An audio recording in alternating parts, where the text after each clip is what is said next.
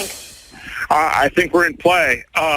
The Klitschko piece is obviously the complicated electron here, especially the announcement of him as deputy prime minister. And you've seen some of my notes on the troubles in the marriage right now. So we're trying to get a read really fast on where he is on this stuff. But I think your argument to him, which you'll need to make, I think that's the next phone call we want to set up, is exactly the one you made to Yachts. And I'm glad you sort of put him on the spot on where he fits in this scenario. And I'm very glad he said what he said in response. Good. So I don't think Klitsch should go into the government. I don't think it's necessary. I don't think it's a good idea. Yeah, I mean, I guess you think, what, in terms of him not going into the government, just let him sort of stay out and do his political homework and stuff. I'm just thinking in terms of sort of the process moving ahead, we want to keep the moderate Democrats together. The problem is going to be Tony and his guys. And, you know, I'm sure that's part of what Yanukovych is calculating on all of this. I think Yachts is the guy who's got the economic experience, the governing experience. He's the guy, you know, what he needs is Klitsch and Tony Book on the outside. He needs to be talking to them 4 times a week, you know. I just think Klitsch going in, he's going to be at that level working for Yatsenyuk. It's just not going to work. Yeah, no, I think that's right. Okay. Good. Well, do you want us to try to set up a call with him as the next step? My understanding from that call, but you tell me, was that the big three were going into their own meeting and that Yachts was going to offer in that context a three-way, you know, 3+1 conversation or 3+2 with you. Is that not how you understood it? No, I mean, that's what he proposed, but I think just knowing the dynamic that's been with them where Klitschko has been the top dog, he's going to take a while to show up for whatever meeting they've got. He's probably talking to his guys at this point. So I think you reaching out directly to him helps with the personality management among the three, and it gives you also a chance to move fast on all this stuff and put us behind it before they all sit down and he explains why he doesn't like it. Okay, good. I'm happy. Why don't you reach out to him and see if he wants to talk before or after? Okay, will do. Thanks. Okay, I've now written, one more wrinkle for you, Jeff. Yeah. I can't remember if I told you this or if I only told Washington this, that when I talked to Jeff Feltman this morning, he had a new name for the UN guy, Robert Seri. Did I write you that this morning? Yeah, okay. I saw that. He's now gotten both Seri and Ban Ki-moon to agree that Seri could come in Monday or Tuesday. Okay. So that would be great, I think, to help glue this thing and have the UN help glue it. And, you know, the EU. No, exactly. And I think we've got to do something to make it stick together, because you can be pretty sure that if it does start to gain altitude, the Russians will be working behind the scenes to try to torpedo it. And again, the fact that this is out there right now, I'm still trying to figure out in my mind why Yanukovych did that. But in the meantime, there's a Party of Regions faction meeting going on right now, and I'm sure there's a lively argument going on in that group at this point.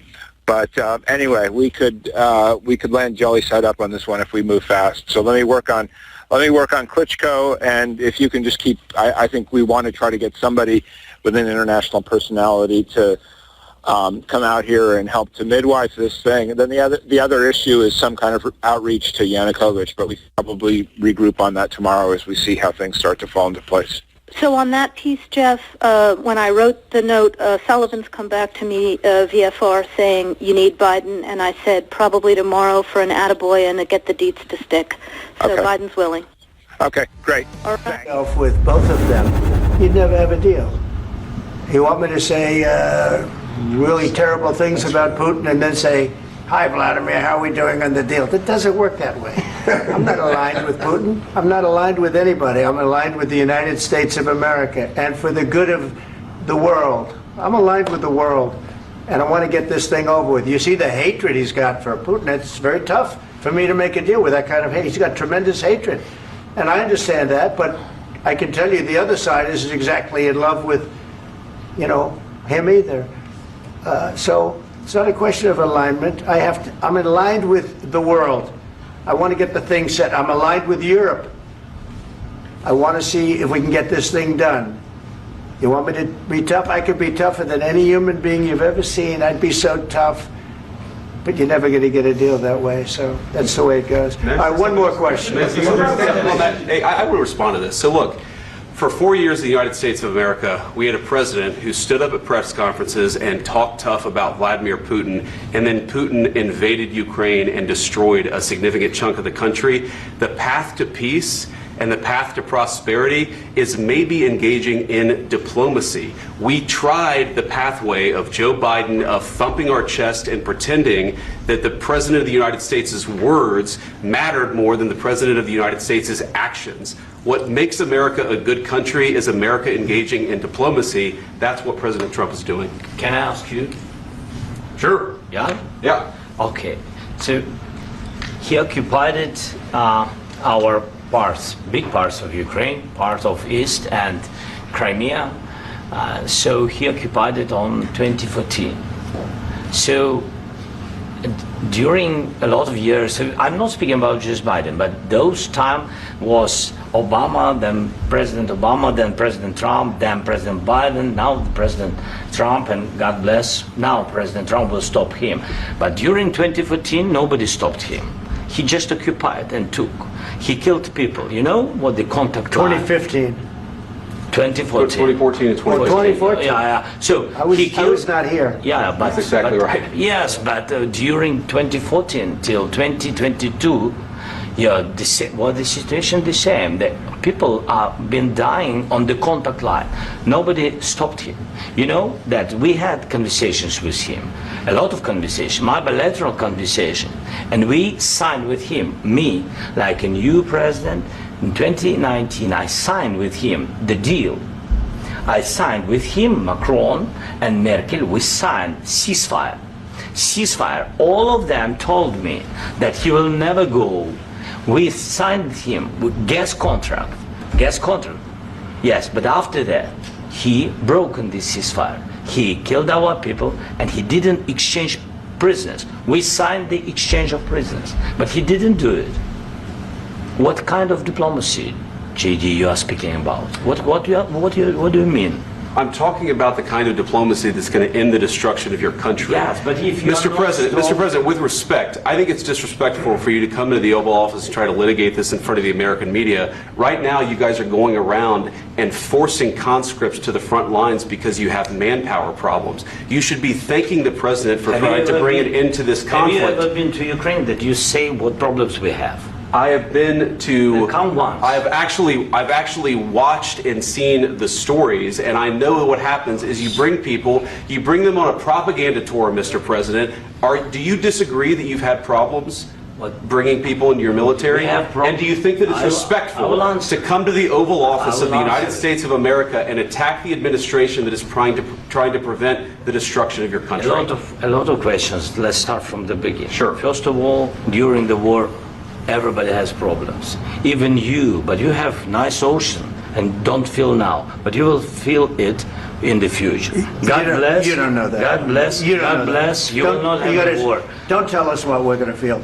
We're trying to solve a problem. Don't tell us what we're going to feel. I'm not telling you. Because I'm you're in no answering on position this to question. dictate that. That's exactly Remember what this. you're doing. I'm not You're in dictating. no position to dictate what we're going to feel. You We're going to feel very you will good. Feel influenced. We're going to feel very I'm good and telling very you, strong. You will feel influenced. You're right now not in a very good position. You've allowed From the yourself very- to be in a from very the very bad position, beginning and he of the happens war. to be right about From the it. very beginning of the war. You're not Mr. in a good Brown, position. I You don't have the cards right now. With us, you start having not playing cards. cards. Right now, you don't. I'm very You're playing serious, cards. Mr. President. You're I'm playing very cards. serious. You're I'm gambling the with the president lives in of war. millions of people. You think- You're gambling with World War What do you- III. what do you think You're about? gambling with What do you World think War about? III. And Yeah. what you're doing is very disrespectful to the country, this country. I'm That's with all backed respect to you you, far I'm- more than a lot of people said very they respect. should have. Have you said thank you once this A lot entire of meeting? times. No, in this Even entire meeting, today. have you said thank Even you? today. You went to Pennsylvania and campaigned for the opposition in October. Offer some words of appreciation for the What- United States what of are you speaking America about? and the president who's trying to save your country. Please, you think that if you will speak very loudly about the war, you He's can... not speaking loudly. He's not Yeah. speaking loudly. Your country's Can I- in big can I- trouble. can I Wait a answer? minute. No, Can you've I done a lot answer? of talking. Your country is in big trouble. I know. You're not I winning. know. You're not winning this. You have a damn good chance of we are coming out staying, okay because of Mr. us. President, we are staying in our country, staying strong from the very beginning of the war. We've been alone, and we are thankful. I said thanks You haven't in been this alone. cabinet, You and haven't not been only alone. in this cabinet. We gave you, through I this said stupid thank you. president, $350 billion. You voted We gave for you your military president. equipment, You and you voted men for are your brave, but they had to president. use our military. What about If you didn't have You our invited military me- equipment, You invited if me you to didn't speak. have our military equipment, this war would have been over in 2 weeks. In 3 okay? days, I heard it from Putin. In 3 days, this is something Maybe new. less. In 2 weeks, of course, It's yes. going to be a very hard thing to do business like this. I Again, tell you. just say thank you. I said a lot of Except times that thank there, you except to that- American people. Except that there are disagreements, and let's go litigate those disagreements rather than trying to fight it out in the American media when you're wrong. We know that you're wrong. But you see, I think it's good for the American people to see what's going on. I understand, sir. I think it's I very understand. important. That's why I kept this going so long. You have to be thankful. You don't have the I'm cards. thankful. You're buried there. Your people are dying. tell you You're again, running I low know. on soldiers. Don't- Listen, don't please, you're running Mr. low on President. soldiers. It would be a damn good thing. Mr. And President. then you tell us, I don't want a ceasefire. I don't want a ceasefire. I want to go and I want this. Look, if you could get a ceasefire right now, I tell you, you take it so the bullets stop flying and your men stop getting killed. Of course, we want to stop the war. But you're I saying said- you don't want a ceasefire. But I said to you, I want a ceasefire. with guarantees. Because you'll get a ceasefire faster than an agreement. Ask our people about ceasefire, what they think. That wasn't doesn't with matter me. for you what- That what wasn't this with me. means.